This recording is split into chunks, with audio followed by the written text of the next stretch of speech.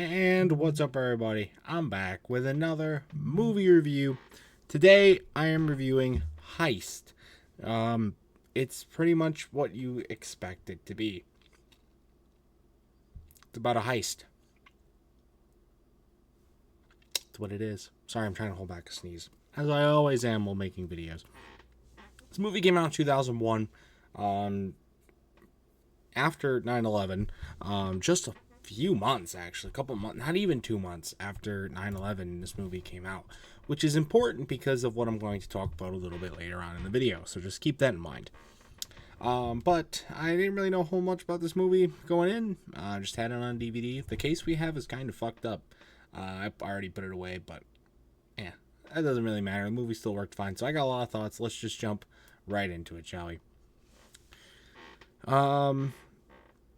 First off, Danny DeVito. Woo!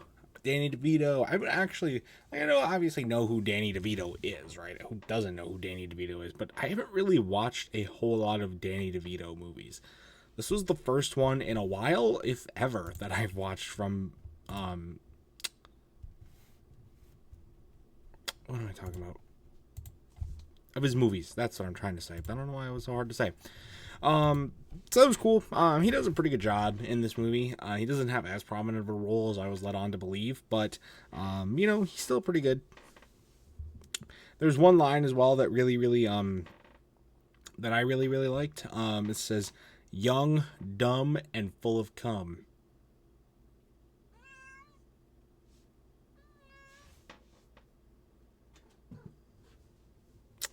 Yeah. They also pretty much included every Italian stereotype, besides like stuff that's food related.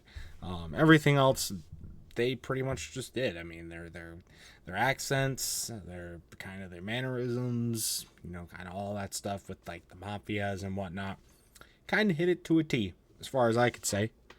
I don't know. I mean, it's that, and that's kind of a big part of the movie, I guess, but it's not really. I thought it was. I mean, there's a lot of times where it's just very long dialogue scenes sometimes between characters that because they're established in the movie, and sometimes not, and that can get pretty boring. So I kind of just would tend to cling on to what I would know they're trying to convey at that point in the movie. Obviously, there are some very important dialogue scenes in the film. There very much are. But I love them. And the reason why I talked about the part earlier came out just a little bit less than 2 months after 9/11 happened. For two reasons. Number one, the very lax security checks for customs. Now that was most likely filmed before 9/11. But being put out just after 9/11, I don't know how that would have been portrayed. It's a little weird. Like, yeah, I know he hides it in his coffee cup, the gun, but also, like, I feel like you would have made him put the coffee cup through the metal detector. I don't know. Seemed pretty lax, especially for U.S. customs. It's also, then the other part that I think is really crazy, the whole premise is that they're hijacking a plane to steal cargo.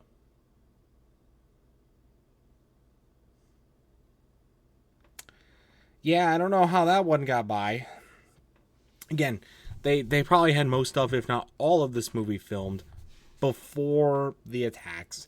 So, and it's still a little vague as far as its connections to 9/11. The plane never takes off. They don't crash it. They kind of halt the plane before it can take off, and then they steal the stuff, and then they leave. It's not a super, super direct connection, which is, I think, why they were able to get away with it. However, the timing is just not great for them, as far as that goes. So, it's not terrible, though. I mean, it's just something that you notice. When it comes out in 2001, you know about that. That's just kind of the assumption that you're going to make. But it's just a little weird. But one thing I really did like about this movie is its climax. It has a badass climax. They put Danny DeVito as the villain. Like I said, he does a pretty good job in this movie. He's a pretty good villain. Pretty much a stereotypical mafia boss like crime boss sort of guy. I don't know, he's nothing super crazy there, but he does have a really good climax part with the big fights and the shootout and whatnot.